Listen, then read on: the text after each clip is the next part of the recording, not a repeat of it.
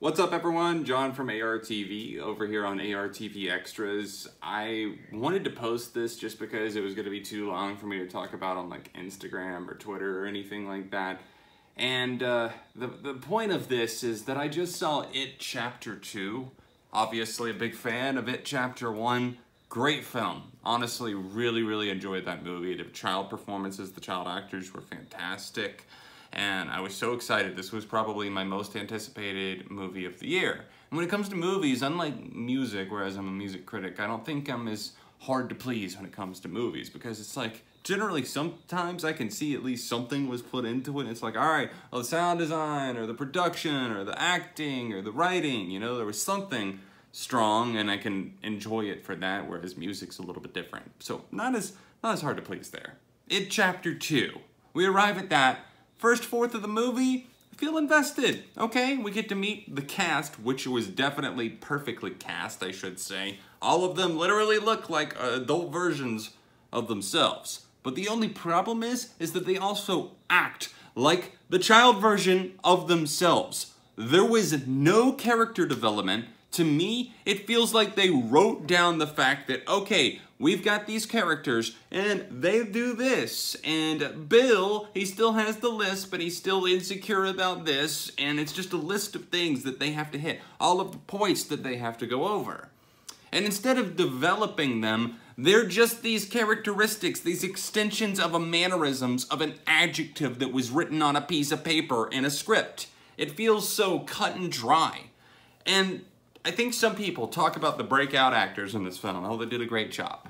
Honestly, for James McAvoy, for Jessica Chastain, and Bill Hader, all of these people who are very well known and have been so great so many times, I just felt that they were so dry. And some of these things that happen in the film, especially with James McAvoy's character, I'm just like, I genuinely don't believe that a human being would react that way. I don't feel that way in the slightest.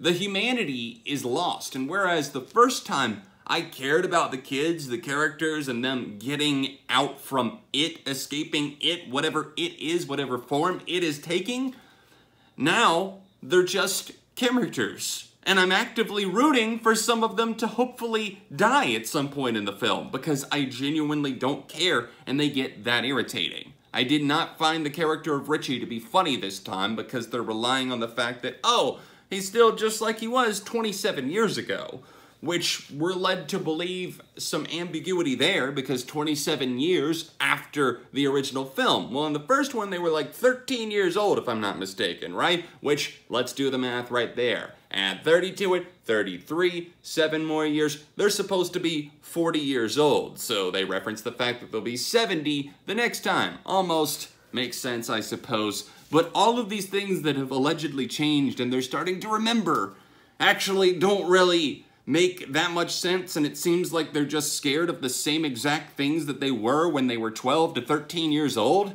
I honestly feel that the way that this movie was edited was so poor. It just didn't drive the character arcs home at all. It didn't do them justice because they weren't growing as people, but also they took way too long on some of these sequences, on some of these scenes. It just felt like we're hovering there. And some of the setups, it's like, okay, we're gonna do this and then we're gonna scare, okay? And then another one, another setup, another backstory. Okay, there, you've had your little character moment.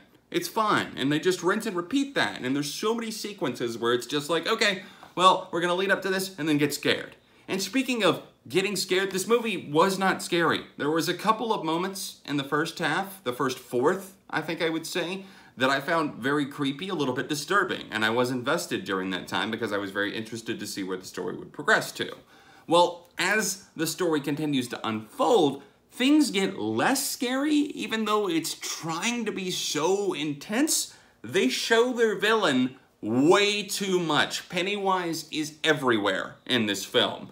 So instead of being that mysterious figure that might pop up occasionally, or maybe it was just a red herring, a balloon floats by, a red balloon, no, Pennywise is just everywhere. And apparently Pennywise can't do it by himself because they resurrect the bully from the first one. And I realize that this is a book, of course, but sometimes you gotta adjust these things that were in the book that maybe shouldn't be there, or else if it translates to film, then maybe it could be a lot better. I honestly feel the villain that was brought back, Eddie, I believe was his name. No, Eddie was one of the actual characters. It was one of the actual bullies. I can't remember his name because he was that forgettable. Him and another bully come back somehow after all this time, and they just don't do anything for the film. I mean, why are they there? Pennywise needed help. Pennywise can take any form he wants. Doesn't matter. Honestly, this movie was extremely forgettable. The script was awful. One of the worst aspects of the film. I honestly feel that they just didn't understand how people talk, especially as adults, to each other, to themselves. Their actions, their mannerisms just felt like cardboard to me. Character development, nope. And then just the, I don't know. There's so many things that aggravate me about this movie. And I say that as somebody who wanted to love this, who wanted it to be maybe one of his favorite films of the year. But to me, I just don't feel that the performances were strong enough to save this. There were some strong performances. Jessica Chastain was one of those. Others, I don't know. Didn't feel it. The comedic moments felt off a lot of the time. The first fourth of the movie did have me a little bit invested, and I appreciate the set designs, the character designs, the makeup that was done, but also not the bad CGI that was used, and especially on the kids too. For me, with the amount of disappointment that I feel from this, I'm gonna go with a light 2 out of 5. Maybe even a 1.5 for this film. And of course, I rate on an out of 5 scale, so that's not an out of 10 for anyone who might just be randomly tuning into this. For anyone who's new to your movie review.